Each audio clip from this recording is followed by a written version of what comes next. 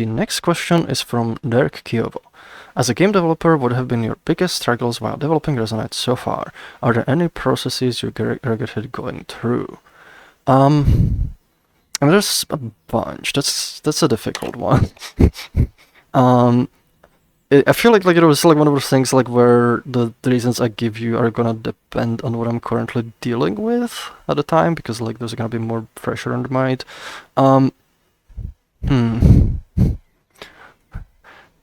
Which one would be good to start with? I mean, so definitely one of the difficult things is that the Resonite is a very big and ambitious project, and it requires a lot of time. So like, and the biggest part is, making sure that like as we kind of keep going, that like we essentially get enough funding to kind of continue working on the big goals, because we have like plans for, big features like years down the line. Like I don't think we'll ever run out of like, things to do. Like Resonite like is a very long-term project. But at the same time, we have to make sure, we have those years to work on those things. And we can kind of, keep growing the company. And oftentimes, like, finding the balance between that, it can be difficult, because sometimes you have to, take some projects you really don't want to. But they're kind of needed for a company to survive, to kind of get over, like, a financial hump or something like that.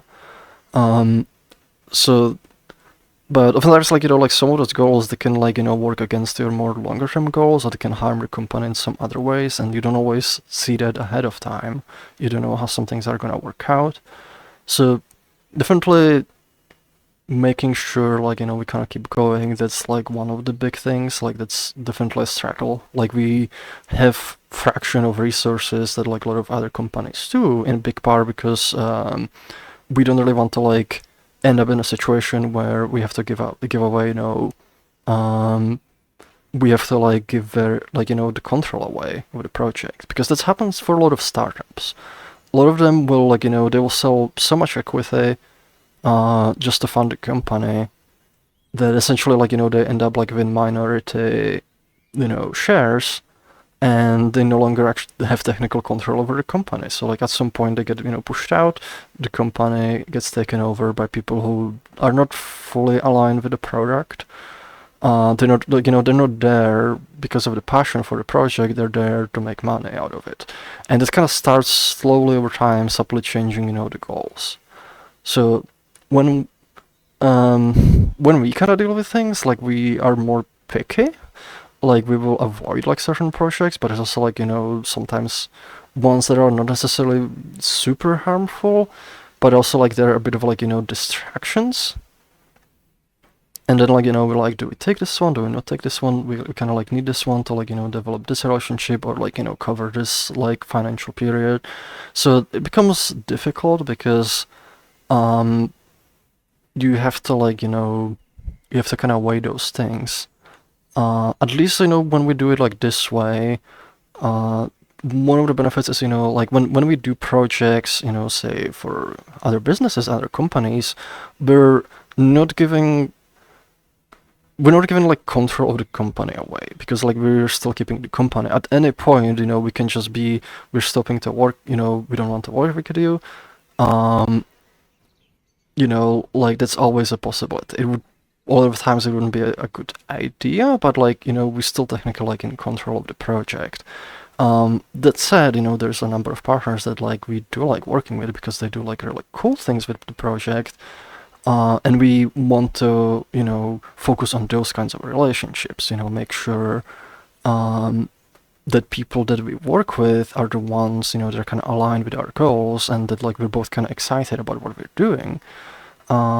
So we kind of try to focus on building those, while the ones that are not well aligned with us, we'll try to stay away from. But sometimes you have to also make compromises with this kind of thing, and that's there is definitely kind of one of the kind of struggles.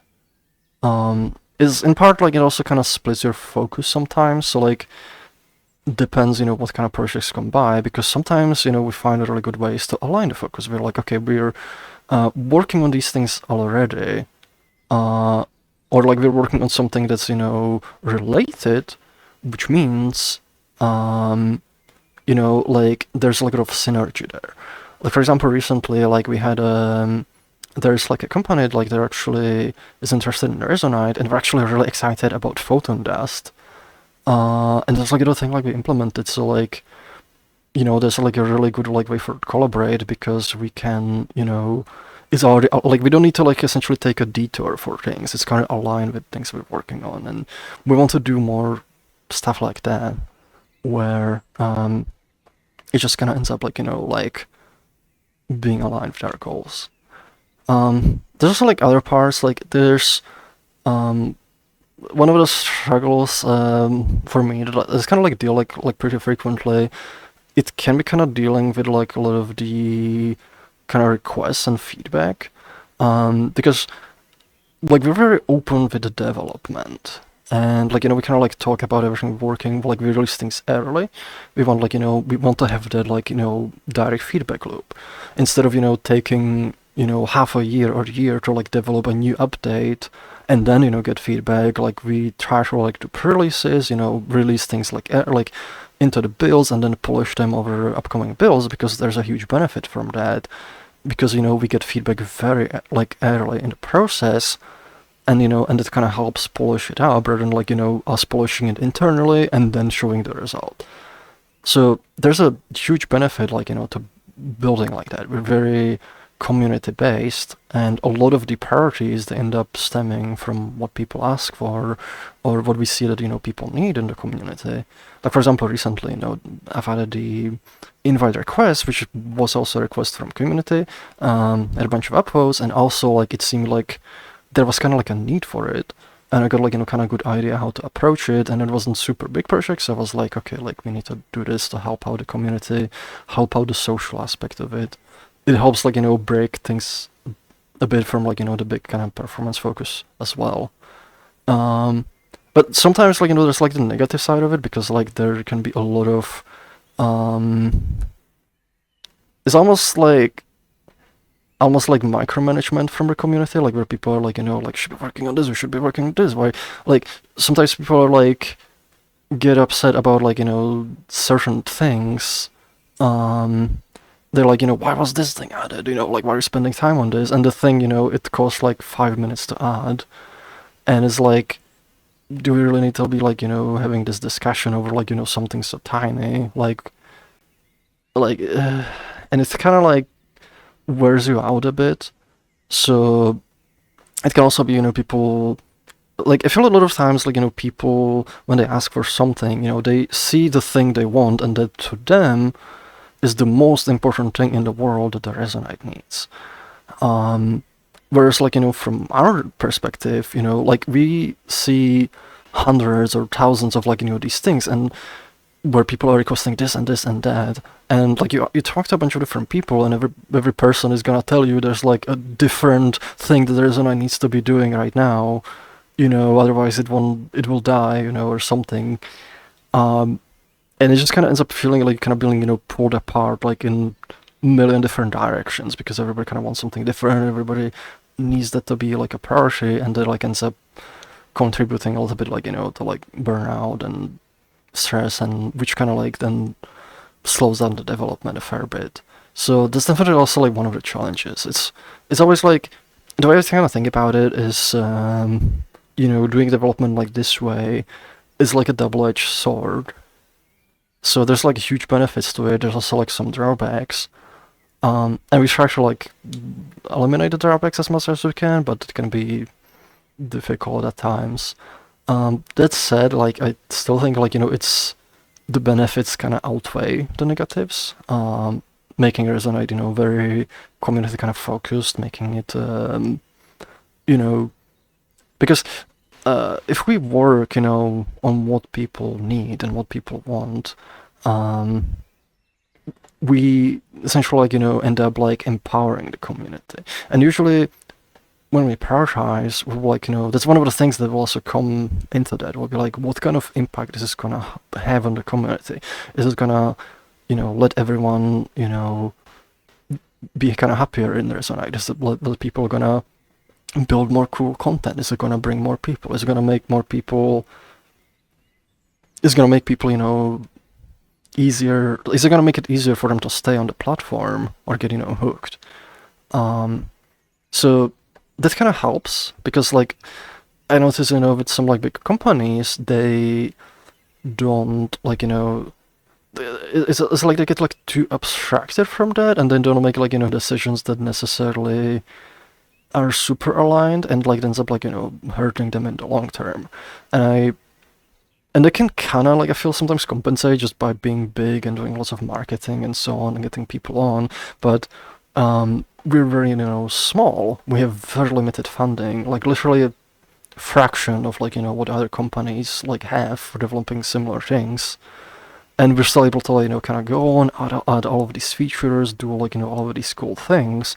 And as in part, because we are focused on the community and because, like, we focus on developing as efficiently as we can. But the process can definitely kind of, be like quite stressful at the times. But yeah, so probably like the big ones. Sometimes there's like a lot of like kind of smaller things. You also mentioned, are there any processes you regretted going through? There's a bunch. It actually kind of relates, to the thing, with the community, like people wanting to, because there's been a few features and few changes in the past that I made that I wasn't originally, like, either I was like, this is just gonna be a quick thing, it's gonna be replaced later, or like people like really wanted it, like they wanted it now, so I kind of caved in and I added it in some form. Like, that was kind of simplified, like, because like people would be like, oh, just do like, do a very simple version of it, do like, do like a minimal version. The problem is oftentimes that ends up causing like way more trouble than it's worth, and it ends up costing more time than it would have really taken, to just make it do it properly. There's the saying, there's nothing more permanent than a temporary solution. So nowadays, like, I'm very, like, when people request, like, just, oh, do a quick version of this feature, like, just a quick one, I usually reject it because it's caused a lot of trouble in the past, and a lot of them are actually still causing trouble now, costing us, time and sanity that's taken from other features. So oftentimes I will kind of regret those choices, and I will not want to make them again. Because even so, like, it would kind of help for the time being, it would cause a lot of problems, going forward. So like, and there's another thing, where people don't realize that, like, things they ask for, even though the initial change might be quick, say like it takes 5 minutes to implement something. I feel a lot of times people will not realize that everything you do, everything you add or change, it has a maintenance cost. Because if it's something you can build on, like say we add like a new node or change how some node behaves, now we need to make sure that node essentially keeps working the way it is forever. Because if you ever change it, now whatever you build with it is gonna break. So we'll be very hesitant to make those decisions when there's, when we're not confident we can preserve its behavior long term. And I feel there's like a lot of times like people don't understand that aspect. They're like, why don't you add this? It takes 5 minutes to add, in a mod. And it's oftentimes is because of this kind of maintenance burden. It's because like you can't just add something, you have to support it, and you have to support it for potentially forever, which, it adds up over time, so we kind of need to be careful about how we do things. And oftentimes, like, we'll do them in a more structured, robust way that's designed for good, like, long-term support. So, yeah, that's pretty much it. There's some other things also, like, when things like, kind of like how to kind of approach certain things, like for example, doing some of the testing, doing some of the, like, releases and so on, but they kind of become complicated because, oftentimes we have just lots of kind of forces acting on things and things pulling you and pressures and so on, and it makes things difficult sometimes. But I hope this kind of answers the question. I was kind of rambling about this one for quite a bit. But hopefully it kind of gives you like, kind of better insight.